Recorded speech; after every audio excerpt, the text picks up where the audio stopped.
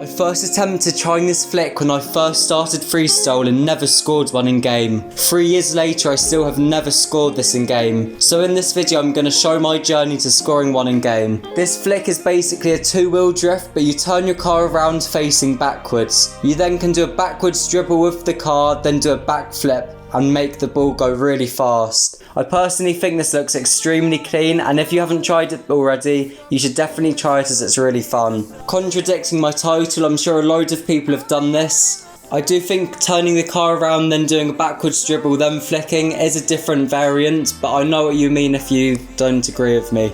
I scored a very unclean one in casual 3 years ago, but I'm going to try and get a clean one now. So here's my journey to try and score this mechanic. With any higher level opponent, they could easily save this and just fly into the ball. As the ball is in the air for a very long time, the opponent could just get to the ball immediately. So it only really works with lower opponents and just doing freestyle matches. So this is why I try to score it in casual instead of comp, because the opponent would be a lot easier to score this mechanic on. I could still do it in comp, I'm pretty sure, but the opponent couldn't be like shadow defending or anything like that because they would just jump to the ball straight away.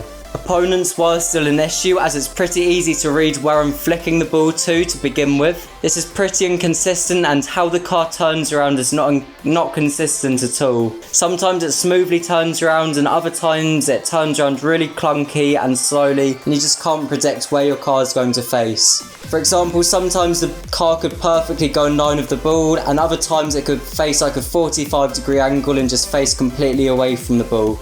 So I completely had no idea where my car was facing to score the goal. And this is probably not a good thing, as you can imagine, as I would miss most of the times. The same applies to your flick. There is a lot of different aspects of this mechanic that had to be perfect to score one of these. This is why I think this is a really difficult flick to score and potentially one of the harder ones to do. So therefore I'd definitely try it if you haven't already, so you can try and learn these. It's not one to score in a game, but it's one to have fun in this game. But I did get a lot of good attempts and finally did score some really good ones. I did get a lot of unclean ones, and one rule that you must go by is the ball can't bounce before you flick it in. It has to land on your back of your card, then you flick it. That makes it a lot harder and a lot more fun and rewarding.